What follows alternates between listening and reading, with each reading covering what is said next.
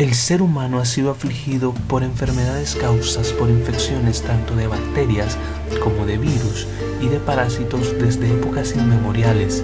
Sin embargo, fue hasta hace muy poco que él se dio cuenta de la existencia de estos pequeños microorganismos y la forma de combatirlas se descubrió incluso mucho más tardada de lo que uno pensaría. Fueron así entonces las penicilinas las primeras en ser descubiertas por el ser humano. En este video vamos a introducir sobre lo que son los beta-lactámicos y las cefalosporinas. Iniciamos. El empleo de los distintos tipos de agentes antimicrobianos a través del tiempo ha dado resultados espectaculares en el uso para el tratamiento y prevención de distintas infecciones. Es por esto de suma importancia el conocimiento del estudio y profundización acerca de este tema. A continuación vamos a abordar las principales generalidades de los antibióticos, pero vamos a hacer énfasis principalmente en la familia de los beta-lactámicos y cefalosporinas, abordando cosas importantes como su mecanismo de acción, los mecanismos de resistencia de los microbios, la importancia de las indicaciones y sobre todo las principales reacciones adversas medicamentosas que estos pueden traer a nuestros pacientes. Para iniciar empezaremos dando definiciones principalmente a qué es un antibiótico. Se deriva de la palabra griega anti, que significa contra, y bios, que significa vida. Matar o inhibir organismos infecciosos con una toxicidad selectiva. Se define agente antimicrobiano como aquella sustancia química que en bajas concentraciones es capaz de inhibir e incluso destruir microorganismos sin producir efectos tóxicos en el huésped. Entre las principales reseñas históricas acerca del desarrollo de los antimicrobianos o antibióticos, tenemos los trabajos de Pauster, que fue el primero en observar la antibiosis, así como de Ehrlich y Dommach, que lo que hicieron fue ensayos de síntesis de compuestos orgánicos y colorantes con acción antimicrobiana. Pero en 1928 Fleming fue el que descubrió el primer antibiótico como lo es la penicilina. Pero fue hasta en 1940 con los trabajos de Florey y Shane que la penicilina pudo ser extraída y purificada. Desde esta generación de 1950 hasta la actualidad se han venido dando distintos cambios a nivel del desarrollo de antibióticos, con el único propósito de mejorar el efecto, erradicar las RAMs y sobre todo las resistencias antimicrobianas que estos pueden tener. Para hablar de las generalidades de los antibióticos es importante empezar con la clasificación. Los antibióticos generalmente se van a estar clasificando en 4 diferentes grupos, pero primeramente los clasificamos según su efecto en los distintos microorganismos, como antibacterianos, antivíricos, antifúngicos, antiprotozoos. Y luego empezamos con la clasificación por su estructura química, que se van a estar agrupando en familias, empezando por los beta-lactámicos, tetraciclinas, quinolonas, aminoglucósidos, entre otros.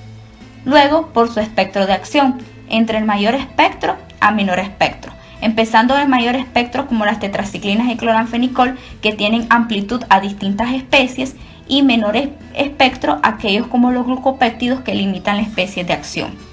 Luego tenemos a los efectos antimicrobianos, que en este caso son antimicrobianos bacteriostáticos y bactericidas. En los bacteriostáticos se van a estar caracterizando porque estos van a ser un proceso reversible. Lo único que hacen es inhibir la proliferación y multiplicación del microorganismo, provocando de esta manera que éste, al ya no estar con el efecto del antibiótico, pueda volver a crecer y a reproducirse. En este caso tenemos tetraciclinas, sulfamidas, cloranfenicoles. Los bactericidas son aquellos que sufren un proceso irreversible, que en este caso van a estar matando completamente al microorganismo. Y la última clasificación es los mecanismos de acción.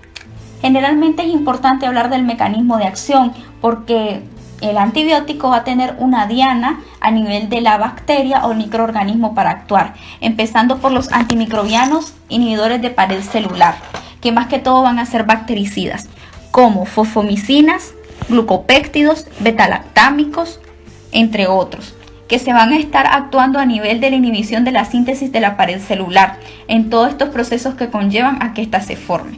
Los otros son los antimicrobianos inhibidores de la permeabilidad de la membrana plasmática, como polimixinas y antifúngicos, que generalmente van a estar actuando en el equilibrio osmótico que va a tener la membrana plasmática, provocando un estallido y una lisis de la célula microbiana. Luego los antimicrobianos inhibidores de la síntesis de proteína, como son los macrólidos, tetraciclinas, aminoglucósidos, cloranfenicoles. Estos van a estar actuando ya sea en la iniciación, elongación o terminación de la síntesis de proteína, uniéndose principalmente a las subunidades 30S y subunidades 40S que van a estar en los ribosomas. Los antimicrobianos inhibidores de la síntesis de ácidos nucleicos como las quinolonas y nitroimidazoles, que van a estar actuando ya sea a nivel de la replicación del ADN, a nivel de la inhibición de la síntesis de los metabolitos esenciales o a nivel de la transcripción, provocando alteraciones o mutaciones a nivel del cinetoplasto en el caso de las bacterias o en el microorganismo distinto. Y los antimicrobianos inhibidores de las vías metabólicas como las sulfamidas, trimetroprima o sulfona, que lo que hacen es inhibir las vías de energía de la célula bacteriana o microbio. Ahora vamos a dar un vistazo profundo a la familia de los beta-lactámicos y cefalosporinas.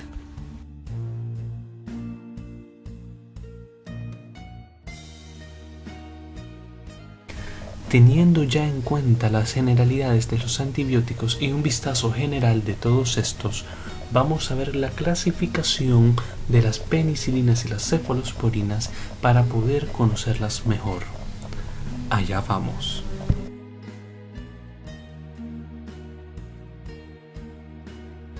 Las penicilinas son antibióticos del grupo de los beta-lactámicos, la mayoría derivados del ácido 6-aminopeniciliánico. Se diferencian entre sí según la sustitución en la cadena lateral de su grupo amino.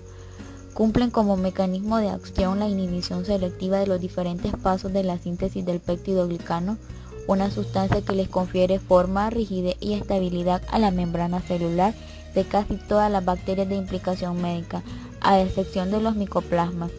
Cumplen como farmacocinética una vida media de 30 minutos para la penicilina G y de 60 minutos para las penicilinas de amplio espectro. Las penicilinas que no son destruidas en el estómago se van a absorber a nivel del duodeno, son poco o nada metabolizadas en el organismo y son eliminadas principalmente a través del riñón por excreción tubular y filtración glomerular. Continuando con el tema de las penicilinas, vamos a abordar un poco acerca de la clasificación de estas, las cuales se agrupan en 3 grupos: naturales, semisintéticas e inhibidores de la beta-lactamasa. Las penicilinas naturales tienen como espectro antibacteriano el de la penicilina G y el de su derivado fenoxialquil, que son muy similares. Tienen una actividad de 5 a 10 veces superiores frente a los cocos gram negativos y frente a ciertos anaerobios, donde las especies del género Streptococcus son las más sensibles. En el caso de las penicilinas semisintéticas incluyen 2 grupos: penicilinas resistentes a la peniciclinasa, las cuales van a estar limitadas al tratamiento de infecciones por gérmenes como los enterococos y la listeria. Se usan en conjunto con vancomicina cuando se tratan de infecciones graves, son estables en medio ácido, se absorben por vía oral. Dentro de los ejemplos que podemos abordar se encuentran la ampicilina, que es el prototipo, la amoxicilina. Sus indicaciones terapéuticas son infecciones de vías respiratorias por Haemophilus influenzae, infecciones de vías urinarias por enterococo y meningitis por Streptococcus pneumoniae. Las penicilinas de amplio espectro incluyen 3 grupos: la aminopenicilina, las carboxipenicilina y la ureidopenicilina. La aminopenicilina presentan una menor actividad que la penicilina G frente a los cocos gram positivos y son muy sensibles a la acción de la beta-lactamasa y son ineficaces en infecciones por estafilococo. Las carboxipenicilinas tienen una acción frente a Pseudomonas aeruginosa y presentan resistencia a la aminopenicilina, y la ureidopenicilina son activas frente al Pseudomonas aeruginosa y van a tener una mayor actividad que las carboxipenicilinas. El último grupo se encuentran los inhibidores de la beta-lactamasa, los cuales son un grupo que se encargan de inactivar a esta enzima y se encargan de evitar que se fijen estos antibióticos. Dentro de esto vamos a encontrar lo que es el ácido clavulánico, el tazobactam y el sulbactam. Las cefalosporinas son una clase de antibióticos betalactámicos que junto con las cefamicinas pertenecen a un subgrupo llamado céfamos. Son muy similares a las penicilinas pero más estables ante muchas betalactamasas bacterianas, por lo tanto tienen un espectro de actividad más amplio. Estas se agrupan en 4 generaciones. Las de primera generación tienen una buena actividad contra los cocos gram positivos y una discreta contra los gram negativos. Son ejemplos de estas los cefalexina y la cefradina. Las de segunda generación van a mejorar el espectro como la actividad frente a los microorganismos gram negativos y también tienen una actividad contra los anaerobios. Las de tercera generación tienen un aumento en el espectro y actividad porque presentan mayor resistencia a la hidrólisis por beta-lactamasa. Son muy activas frente a los cocos y bacilos, los cuales resultan sensibles para las cefalosporinas de generaciones anteriores, aunque tienen una escasa actividad contra los anaerobios. Las de cuarta generación son las que van a potenciar la acción contra los gram negativos y también van a mejorar la actividad de las de tercera frente al estafilococo, que van a ser sensibles a la meticiclina. También tienen una actividad frente a los estreptococos y pseudomonas. Con la clasificación de los fármacos betalactámicos y las cefalosporinas ya dilucidada, procederemos ahora a conocer el mecanismo de acción y luego la resistencia bacteriana que presentan estos fármacos. Mecanismo de acción. Los antibióticos betalactámicos son agentes bactericidas que inhiben la síntesis de la pared celular bacteriana e inducen además un efecto autolítico. La destrucción de la pared celular bacteriana se produce como consecuencia de la inhibición de la última etapa de la síntesis del peptidoglucano. En las bacterias gram positivas, la pared celular es gruesa y su componente principal es dicha proteína. Las bacterias gram negativas tienen una pared más fina y compleja, que consta de una membrana formada por lípidos, proteínas y una delgada capa interna de peptidoglucano. Las bacterias ácido-alcohol resistentes tienen una pared similar a la de los microorganismos gram positivos, pero con una capa de peptidoglucano fina y por fuera una capa muy rica en lípidos. El peptidoglucano está constituido por largas cadenas de glúcidos, formadas por la repetición de moléculas de ácido N-acetilmurámico y N-acetilglucosamina. El ácido murámico fija cadenas de tetrapéptidos que se unen entre sí para formar una malla, bien directamente en los gram negativos o mediante un pentapéptido de glicina gram positivo. Los betalactámicos inhiben precisamente esta unión o transpeptidación, última etapa de la síntesis de la pared celular. De este modo la pared queda debilitada y puede romperse por la presión osmótica intracelular. Para que actúen los betalactámicos es necesario que la bacteria se halle en fase de multiplicación, ya que es cuando se sintetiza la pared celular. Los componentes del peptidoglucano se sintetizan en el citoplasma y son transportados a través de la membrana citoplasmática al espacio que existe entre esta y la pared celular. A este nivel existen unas proteínas con actividad enzimática, transpeptidasas y carboxipeptidasas, que son las encargadas de formar los tetrapéptidos unidos. Estas enzimas fijan a las penicilinas y otros betalactámicos que se llaman proteínas de anclaje a las penicilinas. La función de las proteínas de anclaje a la penicilina es alargar, dar forma y dividir la bacteria. Los anillos de los betalactámicos poseen una estructura similar a los dos últimos aminoácidos del pentapéptido, D-alanina, D-alanina, y eso permite una unión covalente en el lugar activo de transpeptidasa. También puede inhibir la carboxipeptidasa y algunas endopeptidasas. Con el descubrimiento de la penicilina por Alexander Fleming en 1928, el desarrollo de los antibióticos revolucionó el tratamiento de enfermedades infecciosas, pero con su creciente uso, las bacterias aprendieron a defenderse. A continuación, hablaremos sobre los mecanismos de resistencia bacteriana a las penicilinas y las cefalosporinas. Las bacterias pueden ser resistentes a los antibióticos betalactámicos por diferentes mecanismos, por lo tanto, estos no pueden matarlos ni inhibirlos. Los microorganismos pueden resistir de manera intrínseca por intervención de diferencias estructurales en las PBP. Las PBP se encuentran en la pared celular de las bacterias y son un punto clave para el mecanismo de acción de dichos fármacos. Los antibióticos beta-lactámicos inhiben muchas PBP diferentes en una sola bacteria. Por lo tanto, el microorganismo se hace resistente cuando genera PBP de alto peso molecular que muestra menor afinidad por el fármaco. Dichas PBP alteradas son adquiridas por recombinación homóloga entre los genes de PBP de diferentes especies bacterianas. Un ejemplo de esta resistencia se encuentra en 4 de las 5 PBPs de las cepas de Streptococcus pneumoniae. Otro mecanismo de resistencia bacteriana a los antibióticos beta-lactámicos proviene de la incapacidad del fármaco para penetrar en su sitio de acción. Las bacterias gram negativas tienen una estructura superficial compleja, con una membrana interna semejante a la membrana citoplásmica de las bacterias gram positivas, y su membrana externa está cubierta de lipopolisacáridos y la cápsula, las cuales actúan como barrera impenetrable para algunos antibióticos.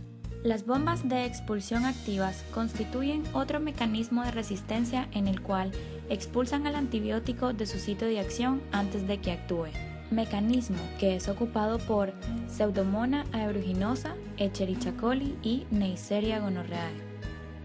Seguimos con la destrucción a los antibióticos beta-lactámicos por mecanismos enzimáticos. Diversos microorganismos elaboran diferentes beta-lactamasas que pueden inactivar a algunos fármacos. Las beta-lactamasas se agrupan en 4 clases, de la A a la D. Las de clase A incluyen lactamasas beta de espectro ampliado, degradan penicilinas, cefalosporinas y a veces carbapenémicos.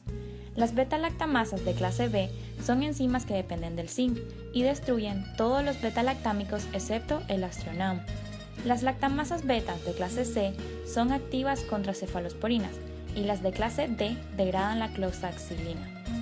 Para finalizar, en la actividad de los antibeta-lactámicos intervienen muchos otros factores. Entre ellos están el mayor número de microorganismos relativamente resistentes en una gran población, la cantidad de beta-lactamasa producida y la fase del crecimiento del cultivo. Una vez conocidos el mecanismo de acción y el mecanismo de resistencia bacteriana a los beta-lactámicos, conviene también conocer su uso clínico, es decir, las situaciones en las que más vamos a necesitar de estos fármacos. Tenemos por tanto que las penicilinas, en especial la penicilina G, se usará en infecciones por estreptococos, meningococos, neumococos que sean susceptibles a la penicilina y también en los estafilococos que no produzcan beta-lactamasa. Treponema pallidum y algunas otras espiroquetas también pueden ser susceptibles a estos fármacos, así también como bacterias del género Clostridium y bacilos que sean gram positivos o gram negativos y anaerobios. La penicilina G a dosis alta se puede administrar por vía intravenosa de forma continua. Sin embargo, lo más común es administrarla en dosis de entre 4 y 24 millones de unidades diarias, divididas en 4 o 6 fracciones, dependiendo del microorganismo, la intensidad de la infección y el sitio de la misma. Las penicilinas UV son fármacos orales, antibióticos orales, se indican infecciones menores y por su mala biodisponibilidad se necesita dosificar al paciente con estas penicilinas UV cada 6 horas. Sin embargo, su uso ahora está siendo sustituido por la amoxicilina. La penicilina G benzatínica y la procaínica se usan en inyecciones intramusculares y aportan concentraciones bajas pero prolongadas del fármaco. Se usan principalmente para el tratamiento de faringitis por estreptococos hemolíticos del grupo B. Se puede administrar por vía intramuscular una vez cada 3 o 4 semanas y esto va a impedir la reinfección por estas bacterias. En dosis de 2.4 millones de unidades por vía intramuscular una vez por semana durante 1 a 3 semanas es eficaz también para el tratamiento de la sífilis, siempre hablando de la penicilina G benzatínica. Ahora, cuando nos encontramos con estafilococos, productores de beta-lactamasa, o con bacterias que son resistentes a la penicilina, conviene usar penicilinas que resistan a la beta-lactamasa. Son penicilinas semisintéticas y están indicadas para infecciones principalmente por estafilococos productores de beta-lactamasa. Aunque las cepas de streptococos y neumococos susceptibles a la penicilina también lo son a estos fármacos. Estos fármacos, que son penicilinas resistentes a la beta-lactamasa, son meticilina, nafcilina e isosaxolipenicilina. Ahora, hablando de penicilinas de amplio espectro, como son las aminopenicilinas, las carboxipenicilinas y las ureidopenicilinas, son fármacos que tienen una mayor actividad que la penicilina contra bacterias gram negativas. Recordemos que principalmente, debido a la consistencia de la pared bacteriana, los beta-lactámicos son principalmente eficaces contra las bacterias gram positivas. Sin embargo, al hablar de penicilinas de amplio espectro, podemos usarlas en bacterias que sean gram negativas porque tienen una mayor capacidad de penetrar la membrana externa.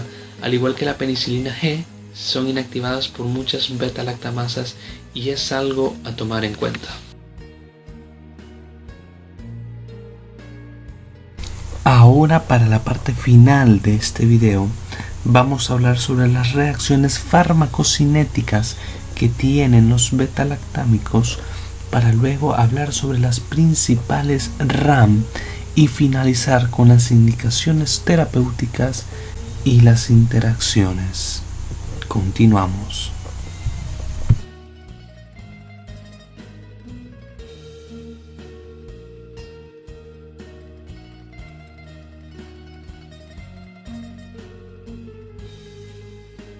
La farmacocinética en absorción oral depende de la estabilidad del ácido y de la unión a proteínas. En las penicilinas de amplio espectro, la antistafilocócica y las, por ejemplo, amoxicilina, dicloxacilina, ampicilina, estas son bien estables en ácido y son bien absorbidas, excepto noxiciclina, que esta no se recomienda por vía oral. Luego de una dosis de 500 miligramos de amoxicilina, dicloxacilina o ampicilina, se llega a una concentración de 4 a 8 microgramos por mililitro. Después como les dije, de 500 miligramos una dosis. No se recomiendan tampoco durante la ingesta de alimentos, porque esto retrasa la absorción o altera. Se recomiendan de 1 hora antes de consumir alimentos. Pasando a las penicilinas, por ejemplo, penicilina G, penicilina B, estas son de dosis intramuscular e intravenosa, pero la intramuscular no se recomienda porque causa bastante dolor y eritema en la zona de administración. Esta, según bastante proteínas, se distribuye de forma amplia en los tejidos, son polares, por lo que no se introducen muy bien en la célula. Y siguiendo con las vías de excreción de ampicilina, de las de amplio espectro, y las nafciclina, oxaciclina, dicloxacilina, cloxacilina, esta será por la nafciclina por vía biliar, y las demás se pierden por vía biliar o renal. Por lo tanto, no es necesario ajustar tanto la dosis para pacientes con lesión renal crónica o aguda. En la penicilina benzatínica y procaínica, los tratamientos son de larga duración y se espera una dosis que dure hasta por lo menos un mes. Por lo tanto, una dosis de 1.2 millones de unidades de penicilina se puede mantener hasta durante 10 días y hasta las 3 semanas posteriores a la dosis. Esta se excreta en esputo y leche por lo tanto no es recomendable en madres o en mujeres embarazadas. No penetra bien en tejidos tales como el ojo, próstata y meninges, pero se afirma que durante las meningitis por neumococo o meningococo, estas darán un buen resultado.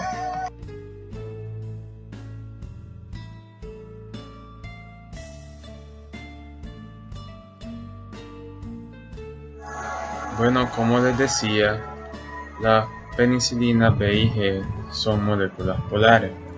Estas, por lo tanto, no van a entrar, por ejemplo, las concentraciones en el líquido extracelular no van a ser las mismas encontradas en el líquido intracelular. Pasando a las penicilinas procaínica y benzatínica, estas son fármacos de larga absorción.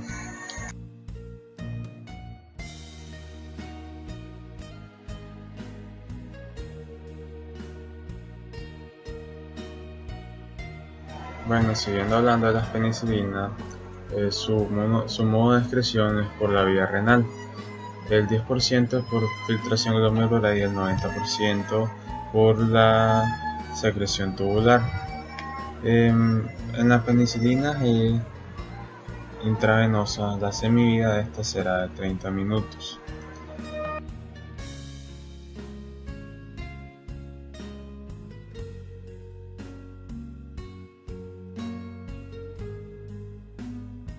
Bueno, pasando a la cefalosporina de segunda generación, mencionando la cefaclor, por ejemplo, las demás son por vía intravenosa e intramuscular, pero es muy dolorosa, por lo tanto no se recomiendan y se eliminan por vía renal.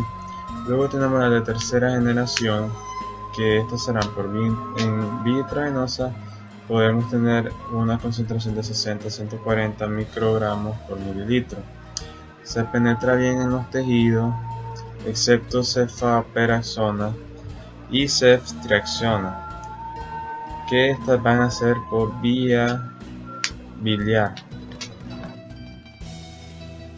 Los beta-lactámicos son fármacos muy bien tolerados, sin embargo, se han descrito diversas alteraciones en lo que es la administración de estos.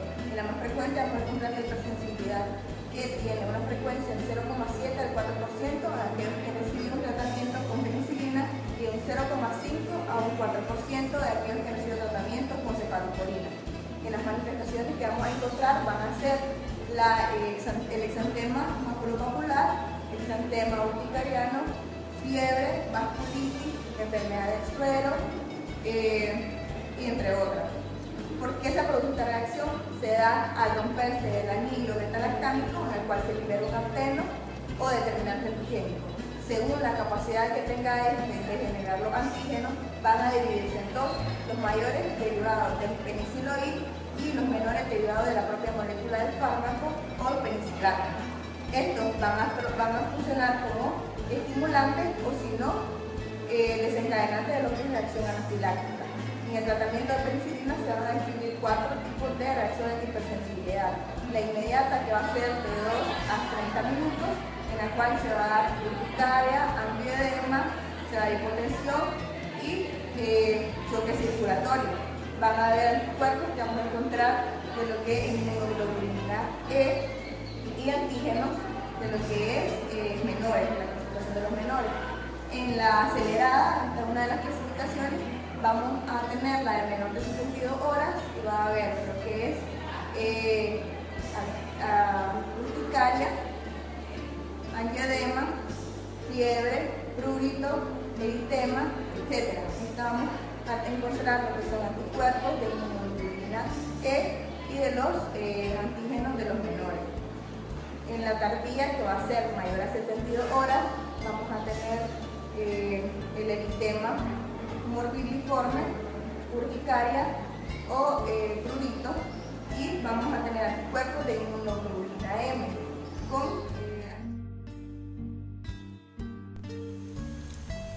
A continuación, expondremos las principales interacciones medicamentosas asociadas al uso de beta-lactámicos con otros fármacos.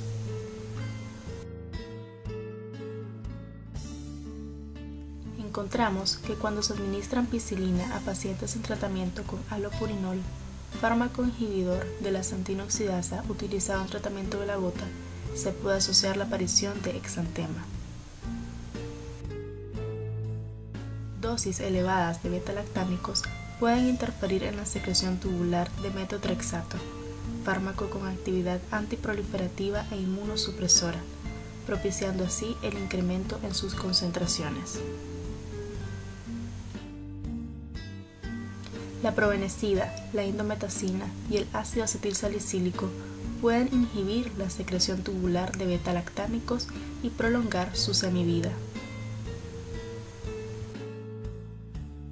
Encontramos que los bacteriostáticos como cloranfenicol y tetraciclinas pueden antagonizar el efecto bactericida de las penicilinas.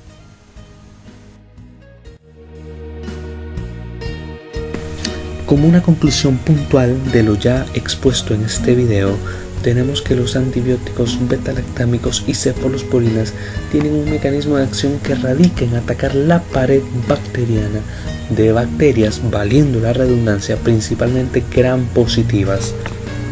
Esto debido a que la pared de las bacterias gram negativas no permite el paso del fármaco, o el paso es en concentraciones demasiado bajas e insignificantes como para tener acción alguna. Tenemos también que el mecanismo de resistencia de las bacterias radica en expulsar el fármaco de dentro de ellas o no permitir que se unan a su pared directamente y por tanto no permitir que penetren adentro de ellas mismas.